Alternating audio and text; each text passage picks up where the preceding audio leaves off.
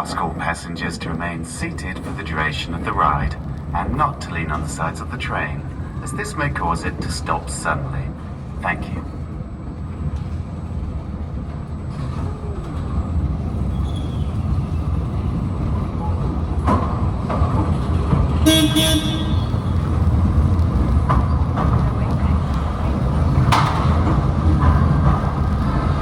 Hello and welcome to Mailrail. You're about to explore some of London's hidden underground postal railway. I'm Andy, your guide today, and I'm joined by Ray Middlesworth. Hi, Ray. Hi. I worked here as an engineer for 27 years, keeping the trains running. But not just any old trains. This unique narrow gauge railway was designed to carry mail, not people. So if you're feeling a little cramped, that's why. And although we have a driver today, the original mail trains were driverless. It was a huge network of automated electric trains running right under central London, carrying mail between main railway stations and sorting offices much faster than along the congested streets above our heads. And it's amazing to think construction of the railway began as far back as 1914, with the tunnels dug by hand. Work was put on hold during the First World War, but when the railway finally opened in 1927, it cut the journey time across London from a few hours to just 30 minutes. It was an engineering marvel. Mailrail ran almost non-stop, night and day, for over 75 years until 2003. As we explore, we'll be going back in time to see tunnels, loading platforms, and a few surprises. We'll be at our first stop in a few minutes.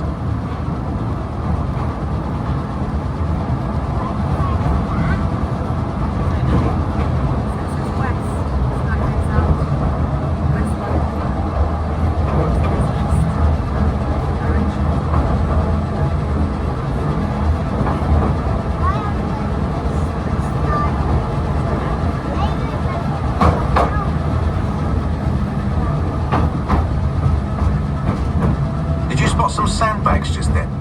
Ray, could you tell us about that? Sandbags on the line. That's called the sand drag. There's a pile of sand on the track designed to stop runaway trains. If they run down that hill we've just come down, that will catch them.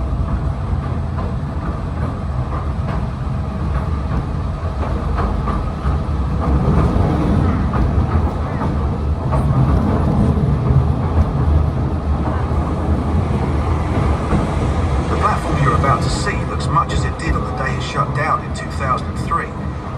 Ray can describe it for us. When Mailrail was running, this platform would be a hive of activity.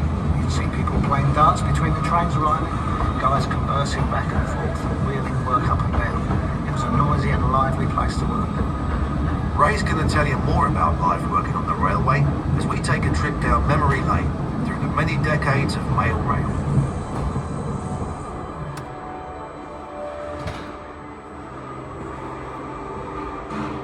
We're under Mount Pleasant sorting office, heading east to Whitechapel.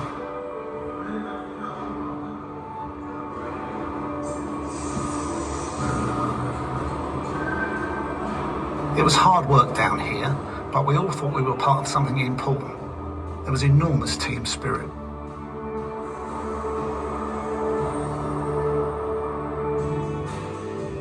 We seemed to get ourselves in the news a lot in the 90s. It didn't hurt that Bruce Willis made a film down here called Hudson Hawk.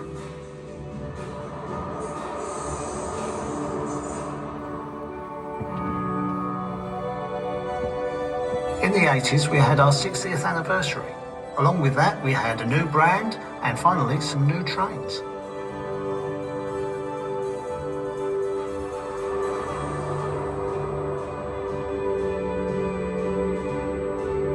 I'll tell you two things that sum up the 70s. Postcodes made life a lot easier, and strikes made life not so easy.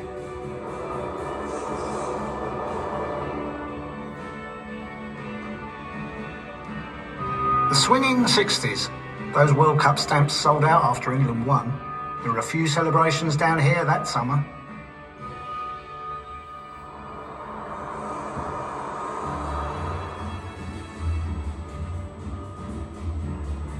In the 50s, air travel became much more common, and so did airmail, and that meant even more of it travelled along Mailrail.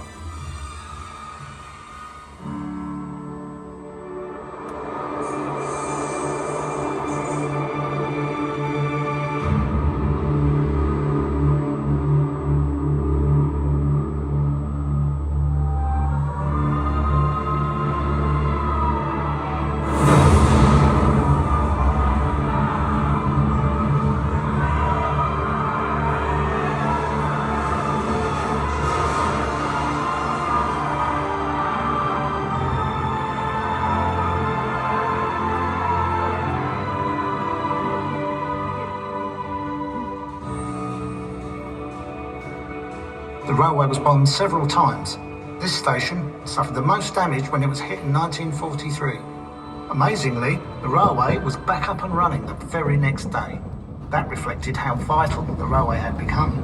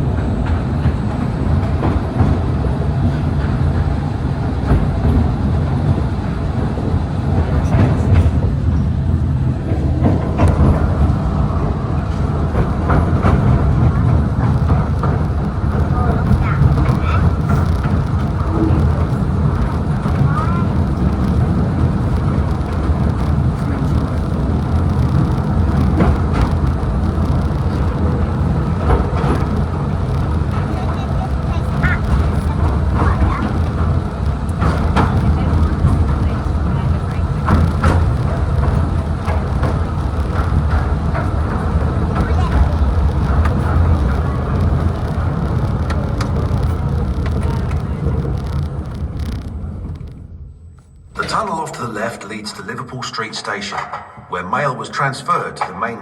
Further down that tunnel, it looks like a maintenance crew is checking the flood barriers. This side's good. What's that like? Big heavy steel doors that close it off. During the railway's construction, 10 men scrambled to safety when the nearby River Fleet broke into where they were digging. The barriers here were installed later, after the war, but they'd never had to be used. Ray, there's something else here that people might be interested in. Can you tell us about that? When we move off just up ahead, look down towards the track. You might catch a glimpse of the train graveyard where disused trains are stored. I must have worked on all of them at some time or other.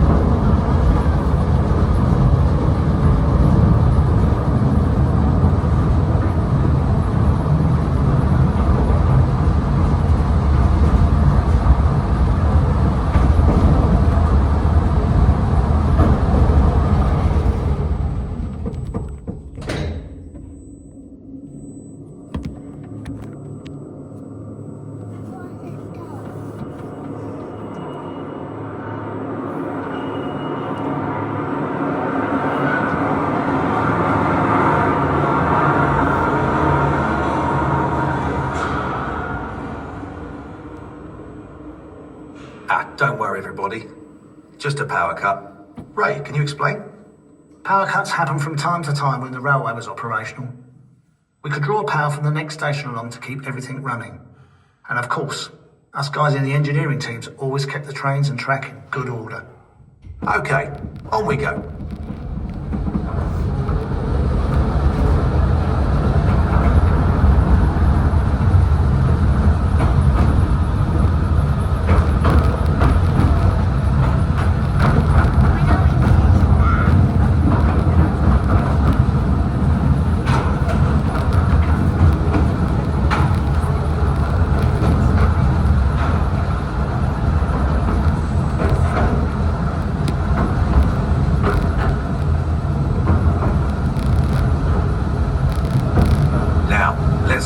Further back to the early days in the 1930s.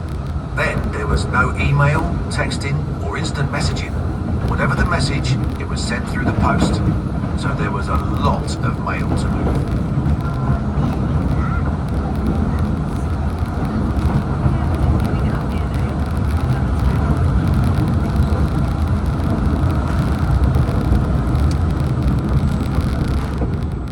Trainloads of mail arrived at every station, every few minutes, with less than 60 seconds to unload and reload.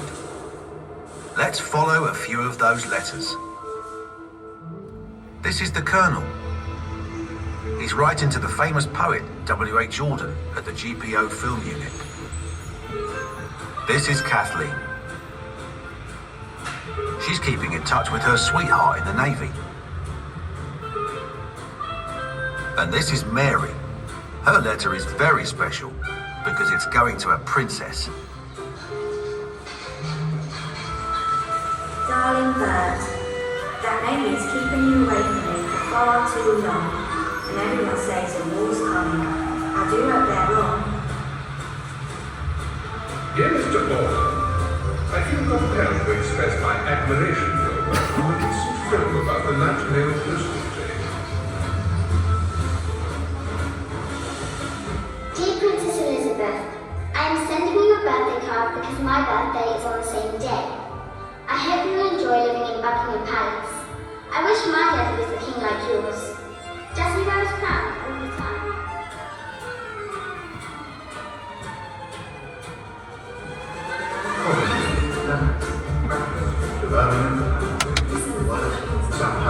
A royal order, sir. Not important. In you go.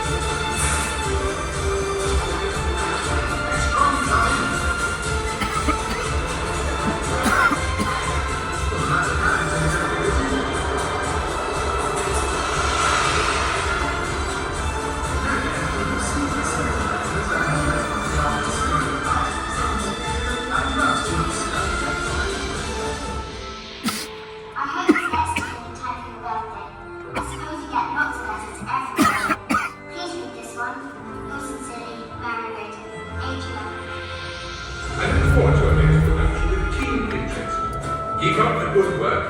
Yours sincerely, Colonel Arthur Bingley Crouch, retired. Must go now, or I shall be late for work. Those frocks won't sell themselves. Take good care of yourself, Bert, my love. Kisses, your sweetheart, Kathleen.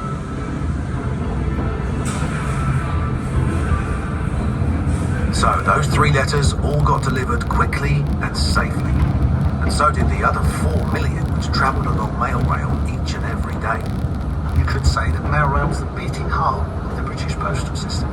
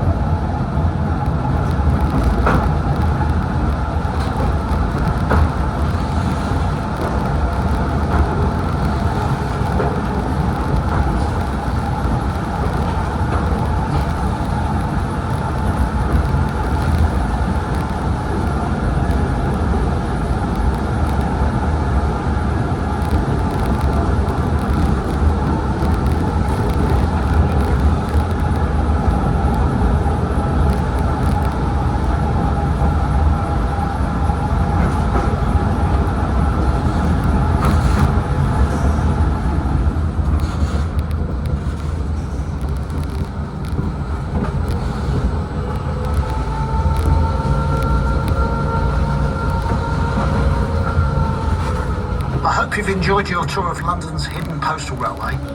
It was unique, and I love being part of the great team keeping the railway running. We hope you'll enjoy exploring the rest of the exhibition just as much.